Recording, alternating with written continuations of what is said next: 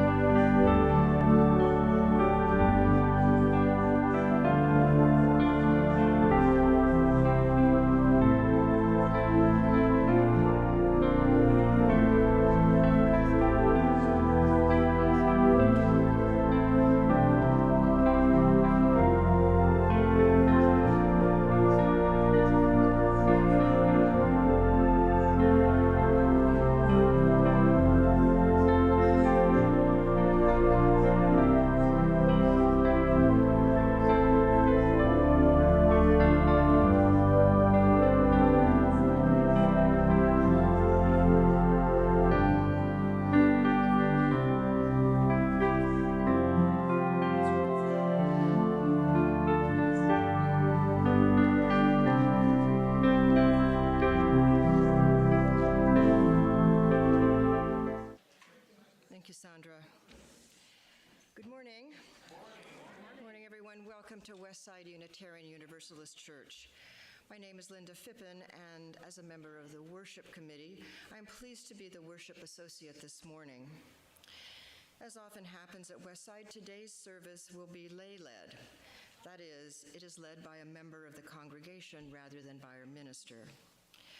Today, longtime member and my fellow worship committee colleague, Ellen Greenwood, will be conducting this service.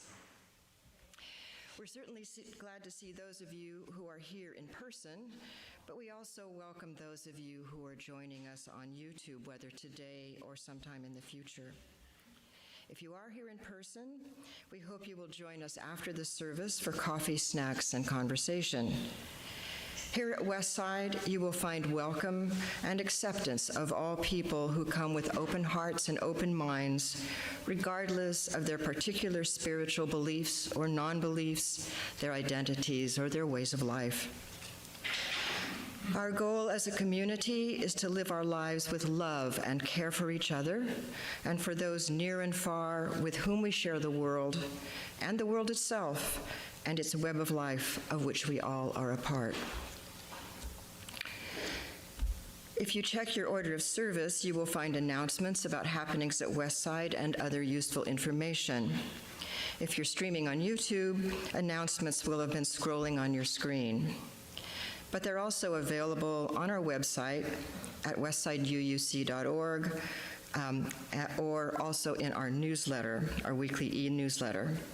If you've not subscribed to the newsletter and would like to, you can use the QR code on your order of service, or you can also subscribe on the website. I would like to point out one important announcement, just a reminder that we will be having a congregational meeting on Sunday, March 30th, starting after the service at 12:30. A few days before this meeting, members will receive a meeting announcement and will include the draft budget for the next fiscal year and the slate of candidates for Board of Trustees, the Endowment Committee, and the Nominating Committee. Anyone can attend the meeting, but only members can vote. And now I'm going to ask Reverend Carol Badeau to come up and invite our Himalayan Bowl to sing.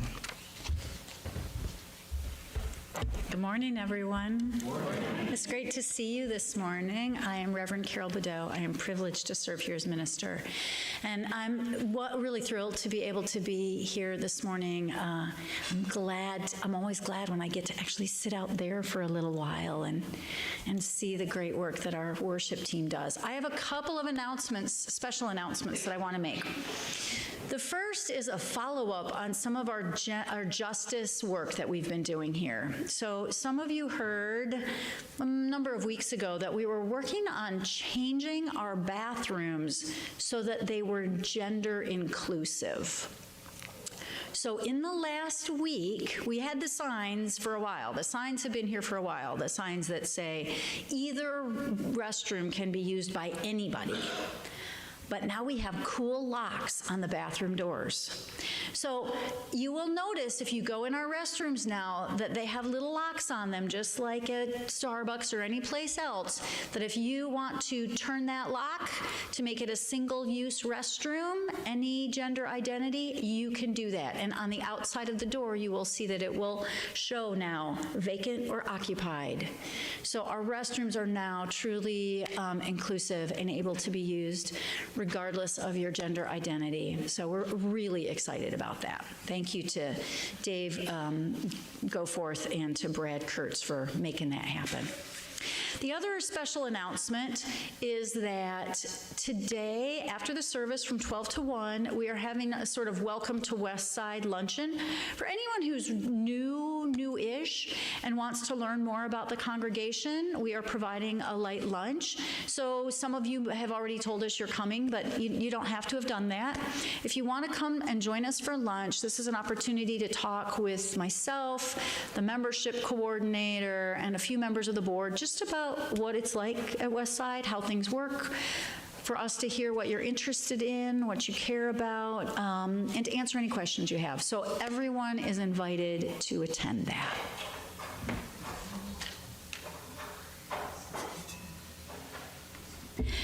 Today, we in spiritual practices talked about the fact that this week is the spring equinox, the balance point between winter and summer, when light and dark are equal. And we talked about how important balance is. And I know that that's also relative to the theme of today's service, the way joy and sorrow are balanced and move through our lives. So as I invite the bowl to sound this morning, I simply invite you to notice the balance of your body sitting in the chair, the balance of your thoughts moving through your mind, and the balance of your emotions. And as you breathe and the bowl sings, simply allow yourself to invite a greater sense of balance into your being.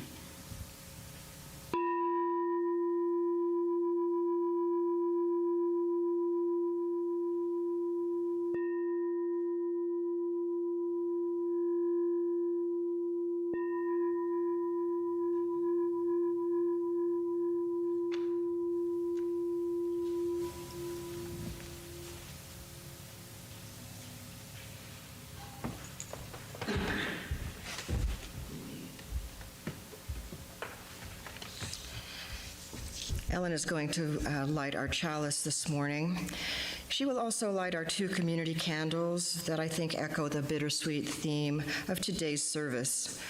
One represents the many difficult and sorrowful things that go on in our world, and one reminds us that there are many who strive to alleviate these things through acts of courage, kindness, and generosity, and also that there is still great beauty and joy to be found in the world.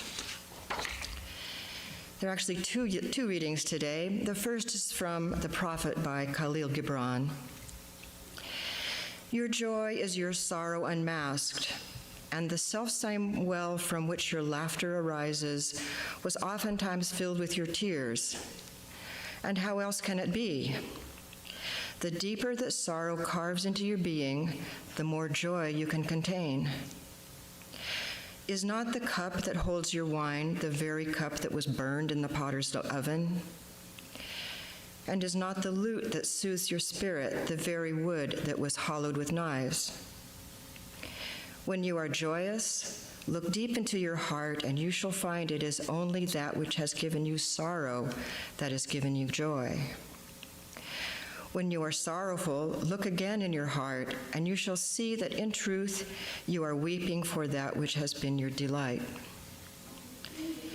Some of you say, joy is greater than sorrow, and others say, nay, sorrow is the greater.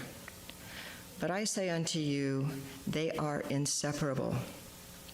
Together they come, and when one sits alone with you at your board, remember that the other is asleep upon your bed. Second reading is a brief one, but I think it strikes a chord. It comes from E.B. White, the author of Charlotte's Web. He says, quote, life's meaning has always eluded me, and I guess always will, but I love it just the same, unquote.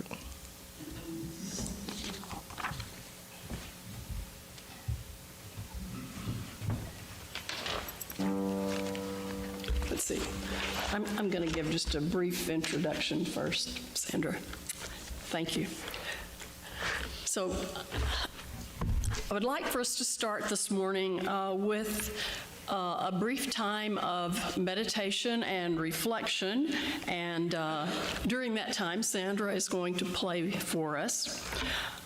First, I invite you to take a few deep breaths in and out. Close your eyes if you prefer, or leave them open. Breathe in a way that feels comfortable and relaxing. And as Sandra plays, remember those words of Khalil Gibran. Think of that which has brought you deep sorrow, and holding that in your heart, think of that which has brought you intense joy. Okay, Sandra.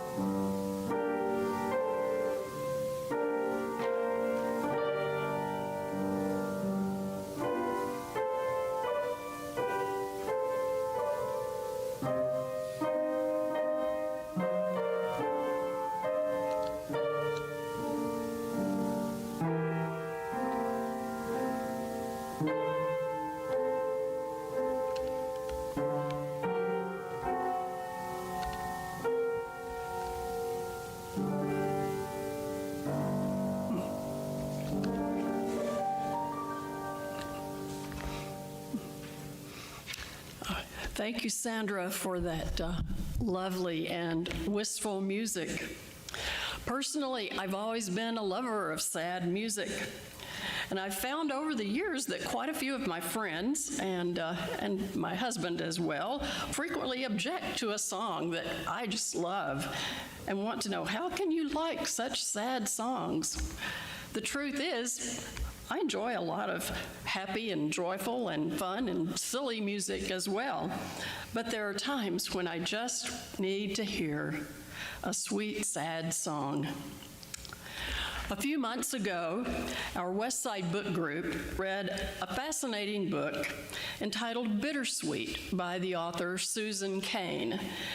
And in this book, Susan explores the bittersweet state of mind. And I was particularly taken with her book right off the bat because she explains that her first awareness of the power of bittersweetness came through music, sad music that allowed her to experience, as she calls it, the paradoxical and mysterious mix of intense joy and sadness.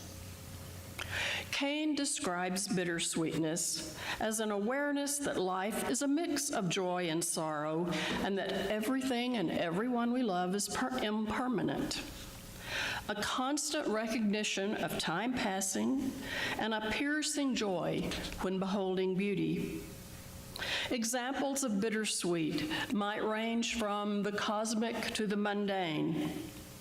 The emotion you sometimes feel when you're watching a beautiful sunset or a sunrise.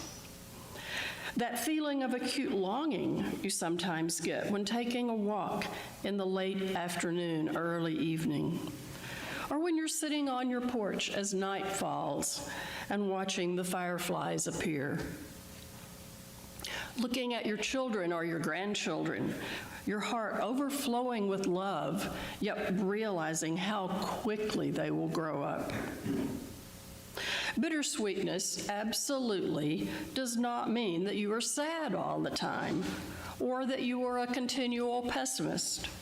In fact, maybe the opposite. A bittersweet outlook, and this I find to be very important, is not in any way to be equated with depression, which Cain describes as extremely painful, kind of an emotional black hole, a source of despair. Bittersweetness is the opposite of the toxic positivity or what Cain calls the tyranny of positivity, a cultural directive that says, whatever you do, don't tell the truth about what it's like to be alive. We've all experienced that, I think.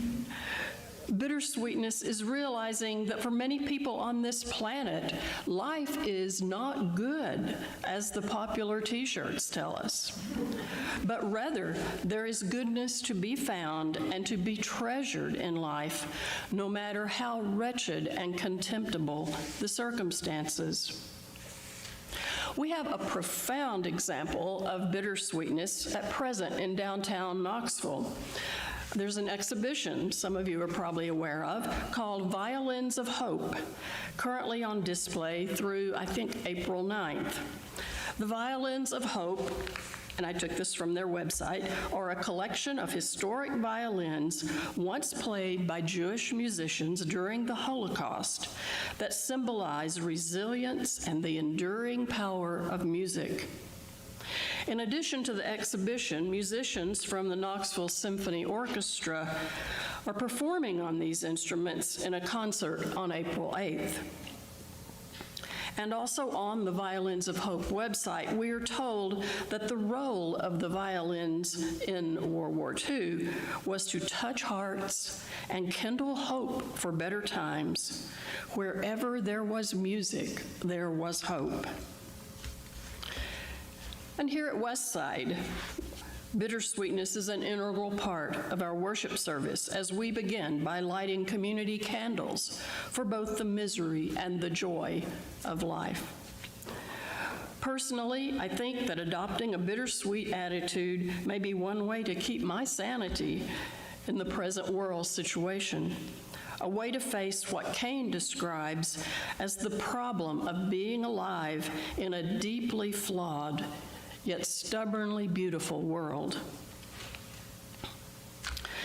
Susan Cain gives a much more in-depth analysis of the importance of bittersweet in our lives, and she does it much more eloquently and with much more scientific background and knowledge than I can possibly do here today.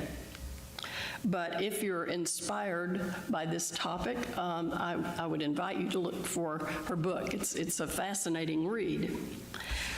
And for me to talk about bittersweet, from my perspective and from my background, it takes me to another book because I was an English teacher and a school librarian for many, many, many years. And it brings me personally to one of my favorite books, Charlotte's Web, which I think is one of the very best literary examples of bittersweet.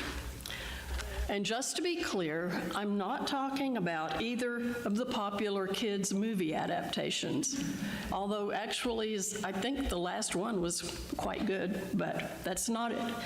I am talking, whatever. I'm definitely talking.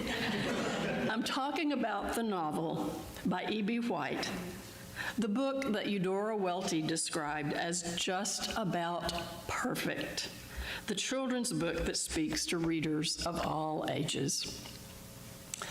And I will try to not give too much of a detail. It won't be a detailed summary.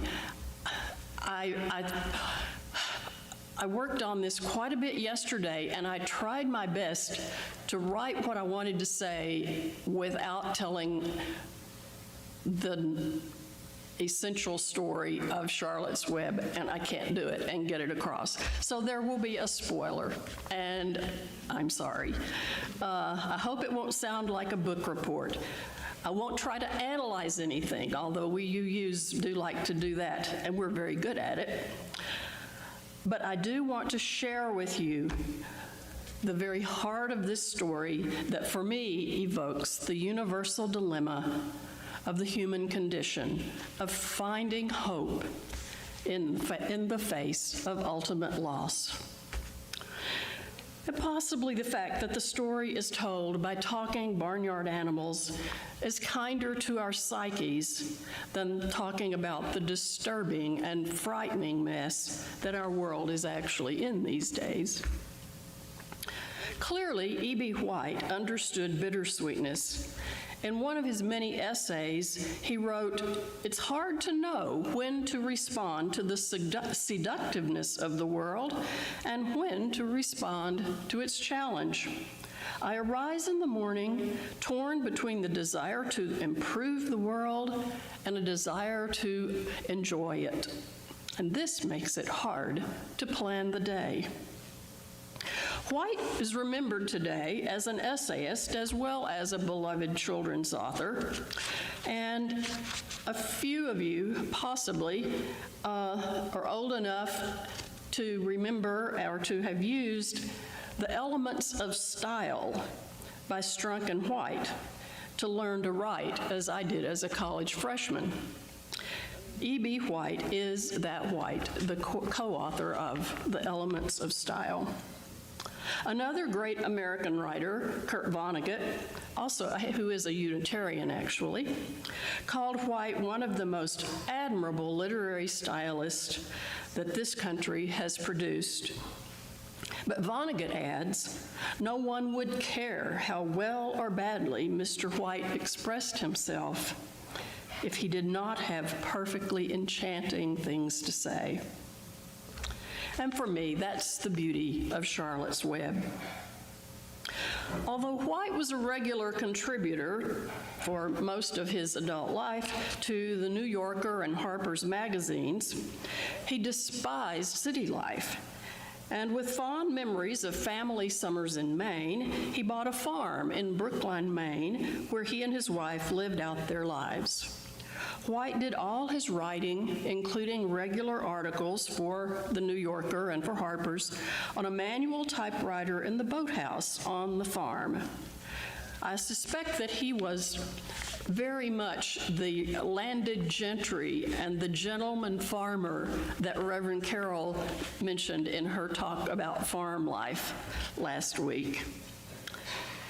But it's here that he wrote the novel, sometimes dismissed as just a children's book, that I find embodies bittersweetness.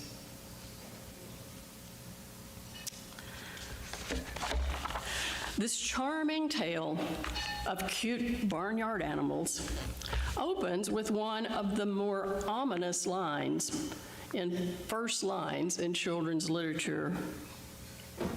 "Where's Papa going with that axe?" asked Fern.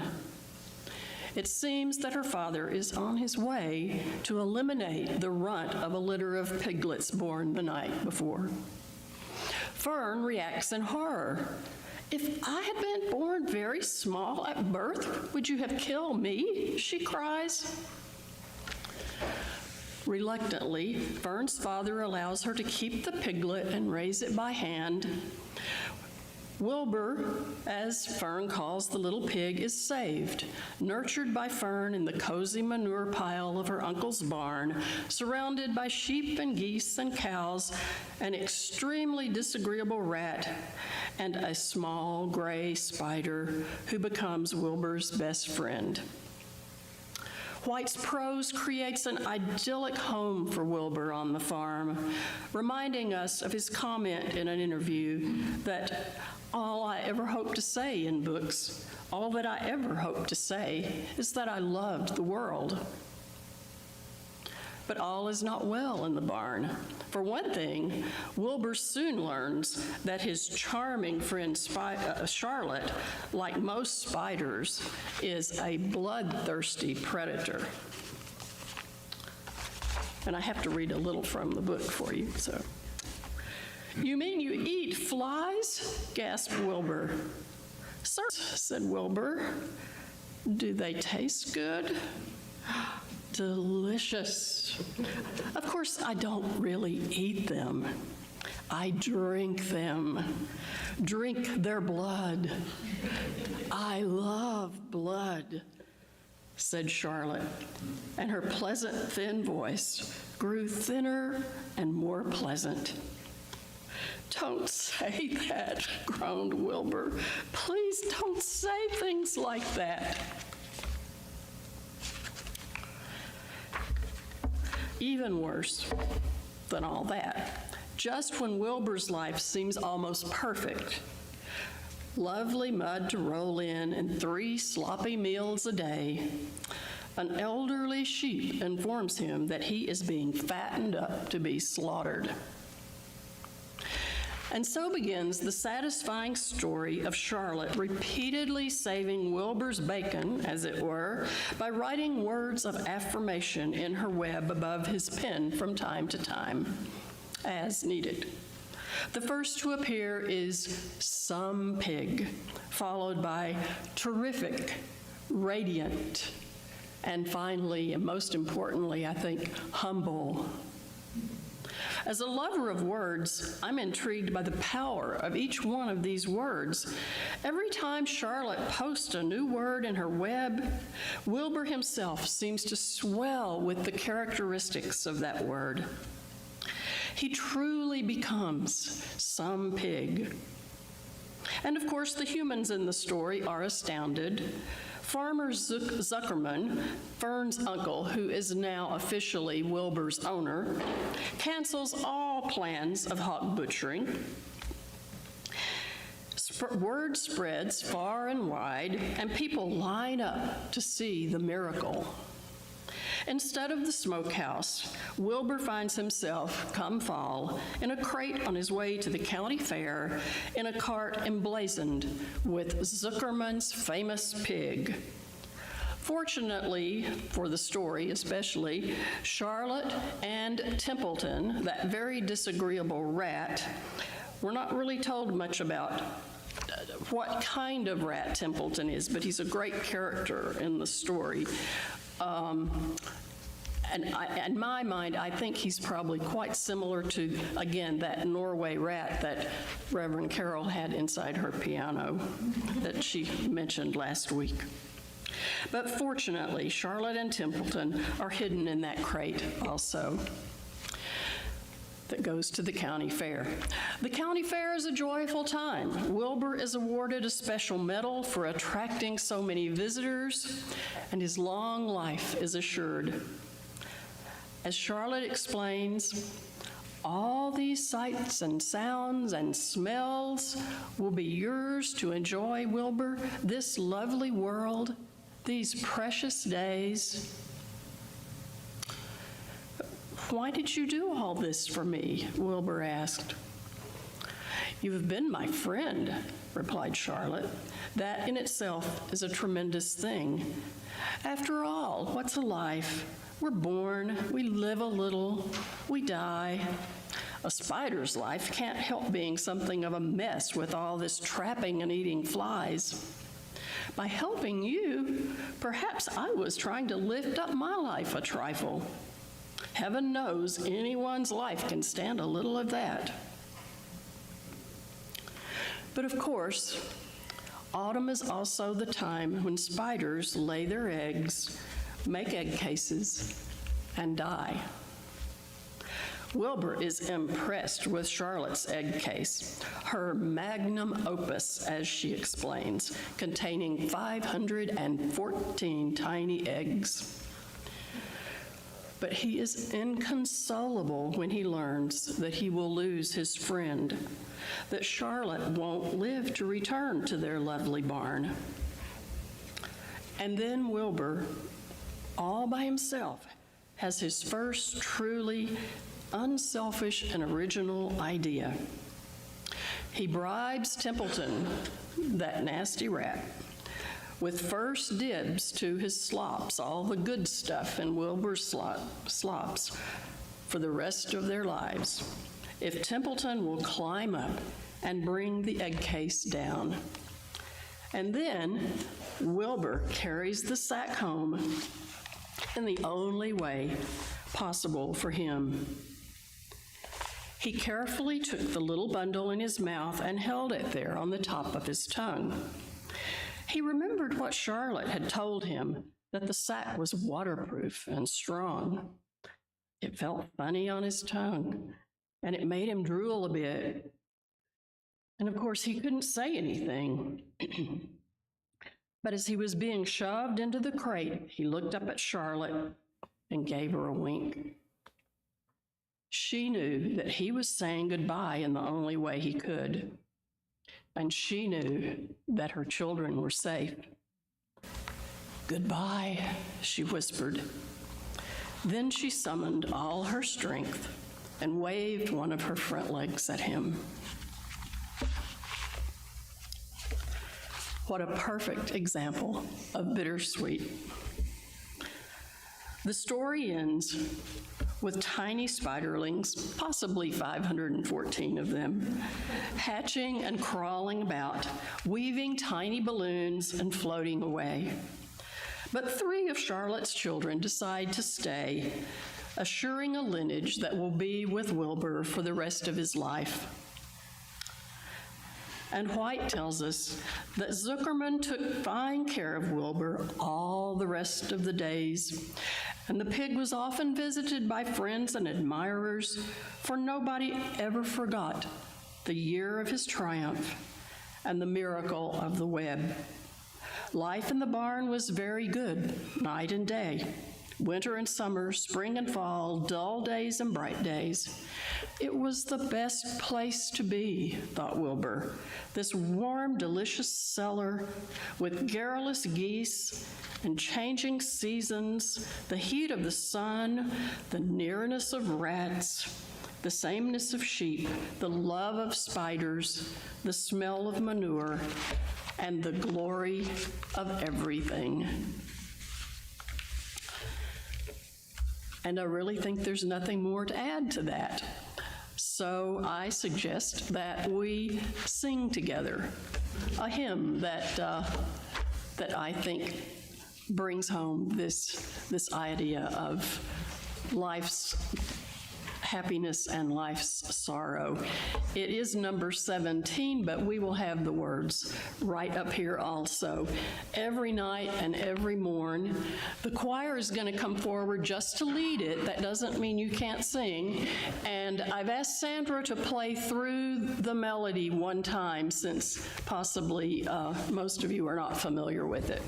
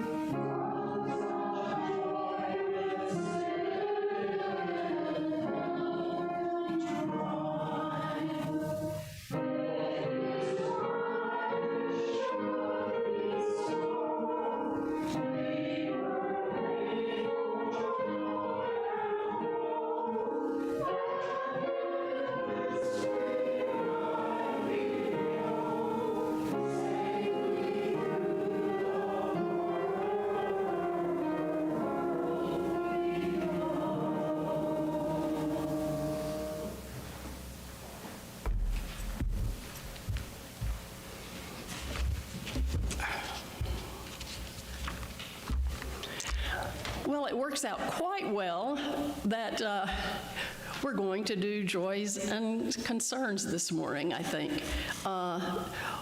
One of the ways that we are in community here is by sharing with each other those of our joys and our concerns that we feel like sharing in this space together.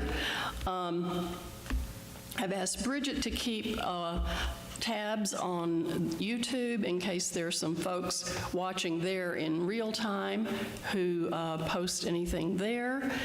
And I will light candles if you will come forward and share your joy or your sorrow with us.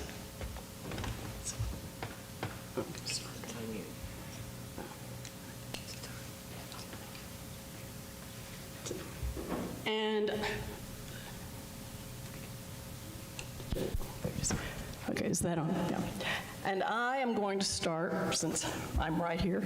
I think one reason this topic was so important to me and is on my mind so much is because, as I've said quite a few times lately, I, for better or worse, have gotten to that point in my life where my friends are dying, and it's just not good. It's wonderful to have had beautiful friends, but it's very sad when you lose them.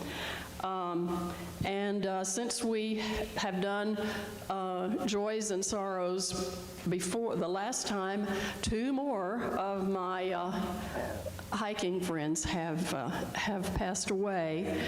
So this is a candle for a dear friend and a fellow librarian and a hiker, Joanne Freshour. And another candle for another hiking friend, and possibly the best friend that many dogs ever had, a wonderful dog lover, Flat Rock Dave.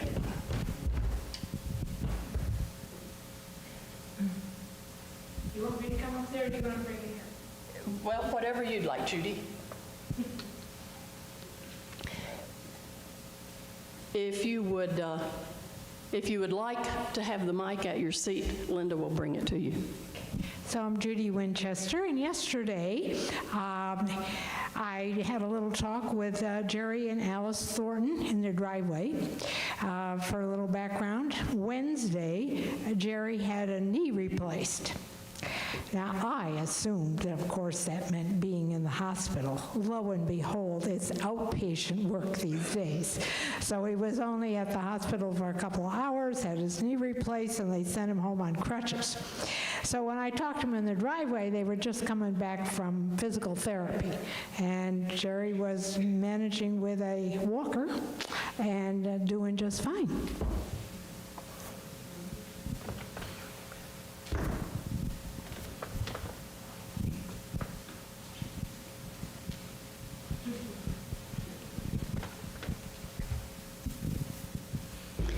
This is a little early, but on the actual 1 year anniversary, well, we won't be here because we're going to take off. So it's almost our first anniversary, and thank all of you who were here to share it with us and everybody else. Actually, I was thinking about doing the same thing, and Suzanne hadn't said anything to me. Yes, we really are. And given the circumstances of the beautiful sermon that was given, it did occur to me that this wouldn't have been possible if my wife of many decades had not died and Suzanne had not ended a long-term relationship. Talk about bittersweet kinds of things.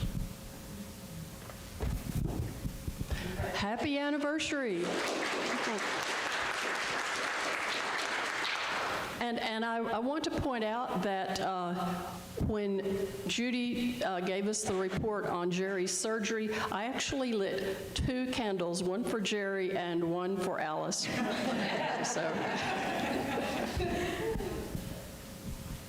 Well, I got a report of joy that I shared with the Spiritual Practices group last week on my birthday, my 85th birthday. And this is something I never do, share my age. And then I finally decided, I'm really thrilled that I have made it to the age of 85. And most of you don't know, but I had a very miserable childhood. And I am so grateful that I have had a rich and fulfilling adulthood, and am still having it. So, joy. So does this call for a song? I think it does. I think it does, yes.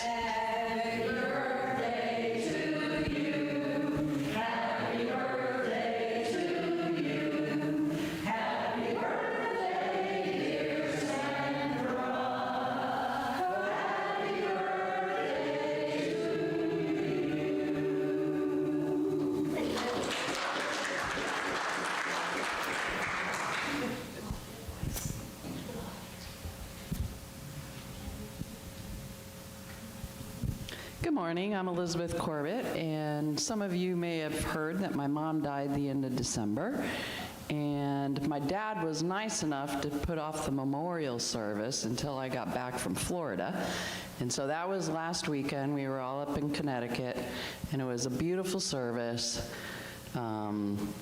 bitter and sweet, of course, and I'm not a great believer in heaven or things like that, but I also saw on Facebook that one of my mom's dear friends from childhood had passed away also just recently, this past week. And I like to think that my mom called her to come play, and they are joining. So my mom's name was Ruth Ellen, and the woman who died recently was Marcia. She had Alzheimer's for a few years. And I like to think that they're joining their other best childhood friend, Annette, who died, a long, long time ago from breast cancer.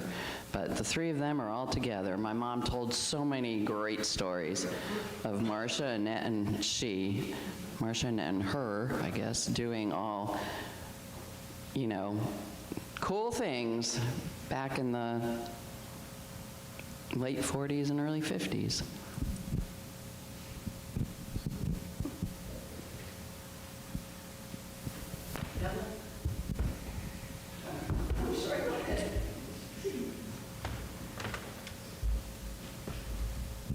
Hi, good morning. I'm Laura, and I'm here to express kind of a sorrow and a call to action, I guess. I have been navigating the healthcare system here in Knoxville, Tennessee. I am a disabled veteran, and I'm also a healthcare provider. I'm a pathologist, and I work for the Armed Forces Medical Examiner System. I'm recently retired. I joined the military shortly after 9/11. I came back to my home state, and I am so scared of what we're doing to each other. And so my call to action is that you will hold your doctors accountable to actually care about you. And what I've seen the past couple of days are some providers that are excellent, and some that are just in the system to be there. And we've got to figure something out, and that involves us all coming together on both sides and starting the conversation instead of fighting about things that we shouldn't be. Thank you. Thank you very much.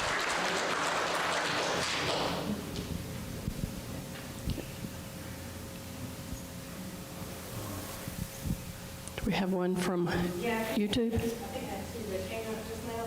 I gotta be able to read. They're tiny on here, even with my glasses. So Jerry said, thanks to all who sent him good wishes and or food as I recover from surgery. I'm doing well, and I appreciate the offers of food, but we have plenty and do not need more. Thanks. Hey, I would never dismiss food, though. That's good stuff. So I guess he's doing well and got plenty of food. And then Curtis, my concern is for Muhammad Kali. I think that's the right way to say it. I hope it is. Huh? Did I say it right? I don't know. I'm sorry. I worry for him, and I worry about the slippery slope with respect to our freedom of speech. My joy is that the sun is shining and this lovely community here at this church. And then I have I don't know, I guess it's joy, concern at the same time. My mom had a stroke, but she's doing great, which is wonderful. And it was all just, I don't know, it's been crazy this week. It's like, what is this? But she's great, so I'm thankful that she's great. So, and hopefully we'll continue doing great. And I think that's all right now. Thank you.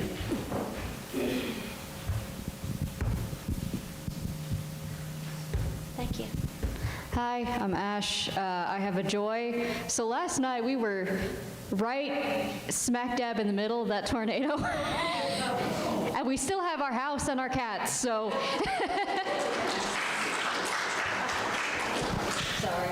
Oh, you're fine. No, that's good. The candle is just being stubborn. It may be lit virtually, but we're very glad you're safe, and also your cats. Yeah, that one's just.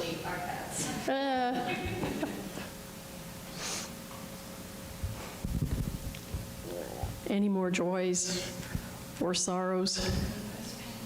Calls to action? We need them all. All right. Speaking of calls to action, I guess I should.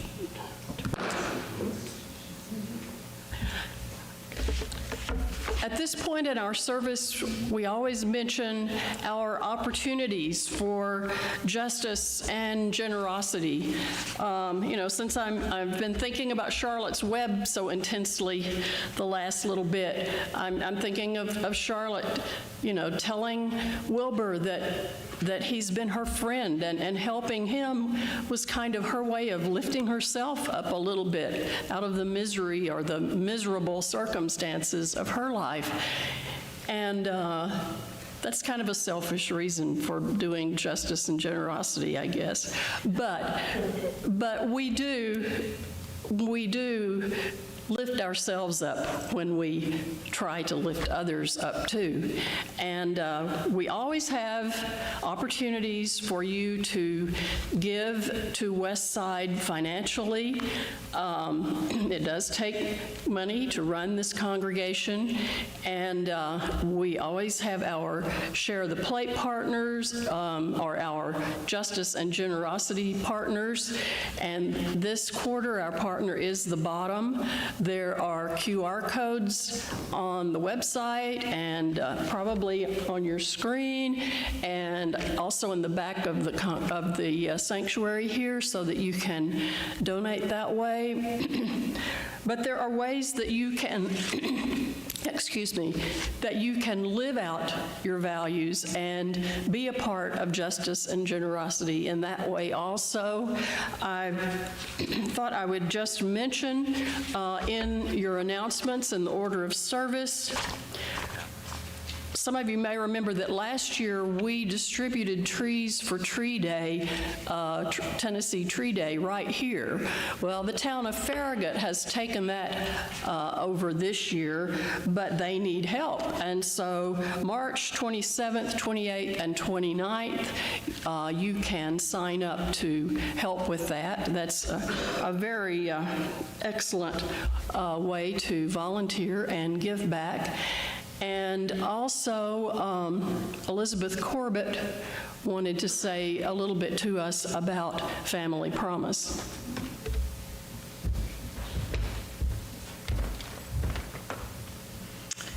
Good morning again. I will be at the back table with my computer if you'd like to have some help signing up for Family Promise.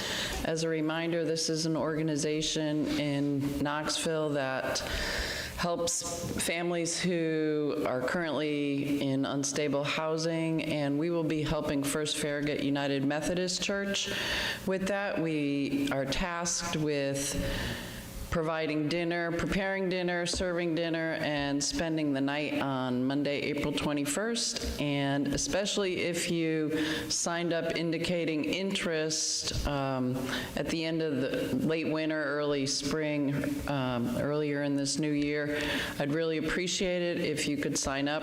The board indicated that we would be a support church based on those people who signed up, so we do need people to fulfill their promises and have that be a success. And if you have more questions, I'll be at the back table.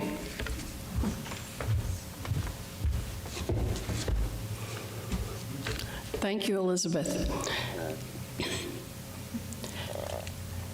As we have our closing words every Sunday.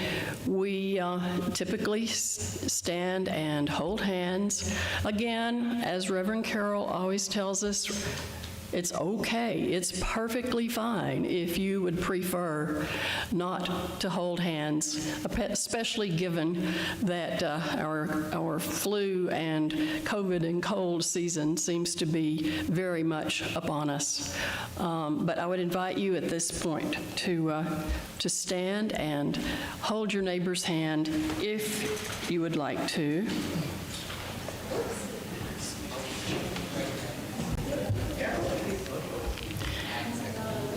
And for our closing words, I have a short poem that E.B. White wrote to his wife many years before he ever wrote Charlotte's Web. It's called Natural History.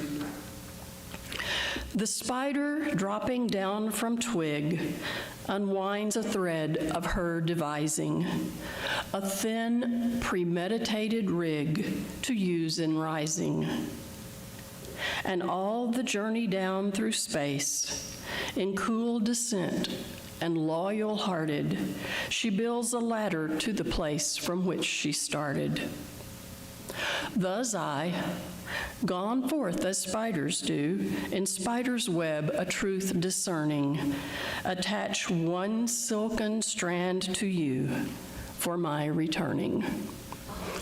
So that makes me think of the spider's web that holds all of us together. Go in peace. Thank you. Of course.